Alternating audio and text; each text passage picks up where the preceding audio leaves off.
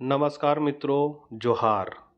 मैं दीपक कुमार अपने channel DRGP 1 पर स्वागत करता हूं। विभाग से जुड़ी हुई महत्वपूर्ण जानकारी हम लोग इस चैनल के माध्यम से आपस में साझा करते हैं। नया खबर के साथ मैं पुनः उपस्थित हो चुका हूं। खबर यही है कि अब शिक्षकों को अपना जो कोर्स है, टास्क है, उसको पूरा करना है, तभी और उसका सारा ब्यौरा डीडीओ को देना है, तभी वेतन रिलीज होगा। ये शिक्षा सचिव द्वारा एसओपी के माध्यम से बताया गया था, जिसका मैंने पूर्व में वीडियो बनाया था। पेपर में भी ये चीज़ आ चुका है और उस समय फॉर्मेट इसका नहीं आया था, तो इस वीडियो में हम लोग फॉर्मेट की रूपरेखा भी देख लेंगे कि एब्सेंटी के साथ कैसा फॉर्मेट बनाकर देना है।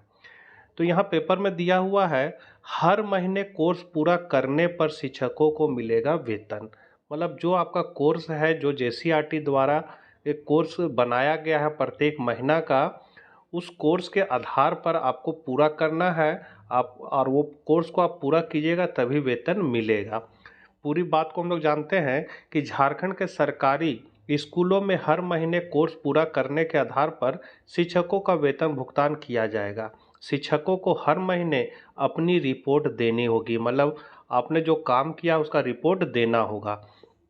संबंधित महीने में अपने विषय में क्या लक्ष्य तय किया था और महीने के अंत तक कितना पूरा किया, मतलब जो सिलेबस था कि हमको इतना कंप्लीट कर लेना है, तो क्या आपने उसको पूरा किया, ये चीज़ को बताना होगा। उसकी जानकारी देनी होगी। हर स्कूल को ऐसी रिपोर्ट सौंपनी होगी। इसके लिए शिक्षा सचिव उमाशंकर सिंह ने सभी जिलों को निर्देश दिया है।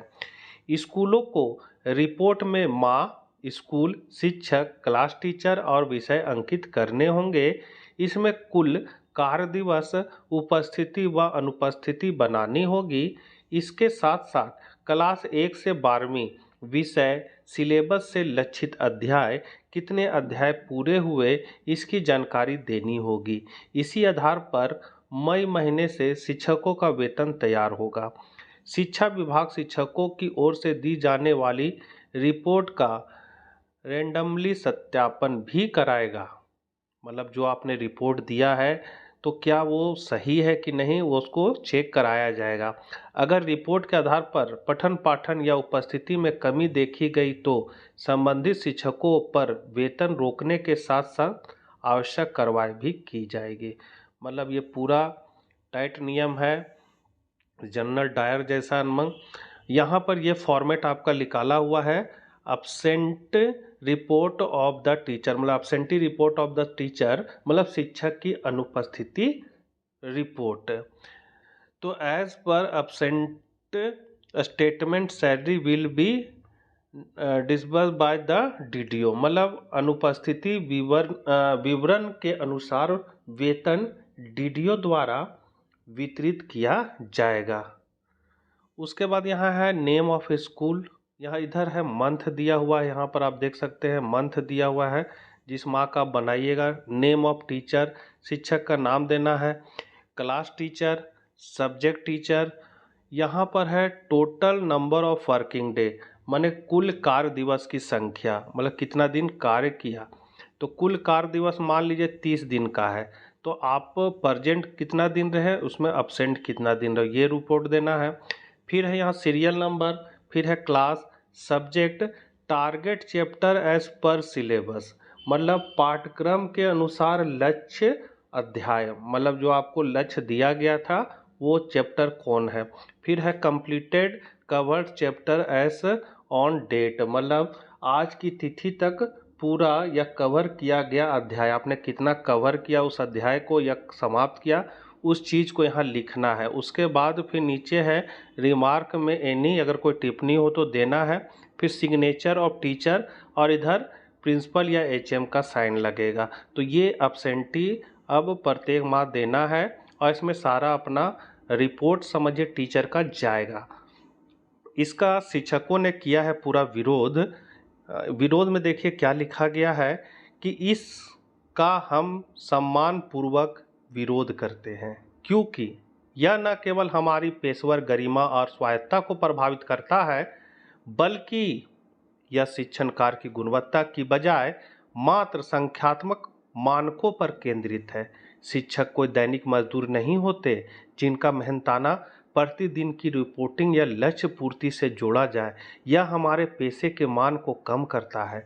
विद्यालयों में अनेक बार अतिरिक्त कार्य जैसे परीक्षा ड्यूटी हो गया, मूल्यांकन कार्य हो गया, सर्वे हो गया, अभिभावक साथ बैठक हो गया, ट्रेनिंग हो गया आदि किए जाते हैं जो शिक्षण लक्ष्यों की पूर्ति को प्रभावित कर सकते हैं। इसका कोई न्यायिक प्रावधान इस प्रारूप में नहीं है। कई बार छात्रों की उपस्थिति, समय की उपलब्धता या संसाधनों की कमी के कारण भी पाठ्यक्रम में विलंब हो सकता है, जिसे शिक्षक की असफलता मानना अनुचित है। इस प्रकार की प्रक्रिया में शिक्षक तनाव और भय में कार्य करेंगे जो शिक्षा की गुणवत्ता को प्रभावित कर सकता है। इस प्रकार की प्रक्रिया में शिक्षक तनाव और भय में कार्य करेंगे जो शिक्षा की गुणवत्ता को प्रभावित कर सकता है। इस प्रारूप की पुनः समीक्षा की जाए और झारो टेप के प्रतिनिधियों से अनुरोध है कि इसका विरोध राज्य स्तर पर सभी की एकजुटता से हो। मतलब झारो टेप जिन्होंने पेंशन दिलाया है, जिस संगठन ने सभी संगठनों का सार जो है सब संगठन इनमें समाहित है, उनसे आग्रह किया गया है शिक्षकों का कि अब आप ही कुछ कर सकते हैं, इसका राज्य स्तर पर विरोध कीजिए, हम लोग को मदद कीजिए, हम लोग को सहयोग कीजिए। तो इस तरह शिक्षकों ने अपना विरोध जताया है। अब देखते हैं आगे क्या होता है। जैसा होगा फिर हम लोग जानकारी साझा करेंगे। मिलते हैं नेक्स्ट वीडियो साथ। जय हिंद, जय भारत।